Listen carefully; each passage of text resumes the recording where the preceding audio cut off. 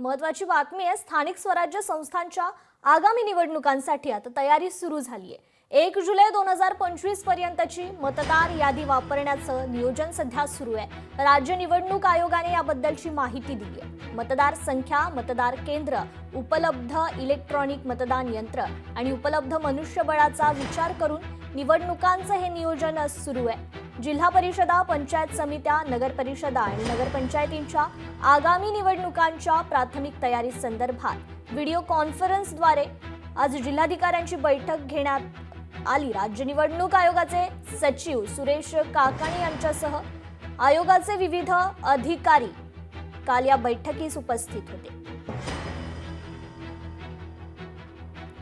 तर 1 जुलै 2025 पर्यंतची मतदार यादी वापरण्याचं नियोजन सध्या सुरू आहे। राज्य निवडणूक आयोगाने याबद्दलची माहिती दिलेली आहे। आता स्थानिक स्वराज्य संस्थांच्या आगामी निवडणुकांसाठी ही तयारी सुरू झाली आहे। मतदार संख्या, मतदार केंद्र, उपलब्ध इलेक्ट्रॉनिक मतदान यंत्र आणि उपलब्ध मनुष्यबळाचा विचार करून निवडणुकांचं नियोजन सध्या सुरू आहे। तर त्या संदर्भात व्हिडिओ कॉन्फरन्सद्वारे काल जिल्हाधिकाऱ्यांची बैठक पार पडलेली आहे। राज्य निवडणूक आयोगाचे सचिव सुरेश काकाणी यांच्यासह आयोगाचे विविध अधिकारी यावेळी उपस्थित होते। लोकशाही मराठी ऐका, पहा, जागरूक रहा।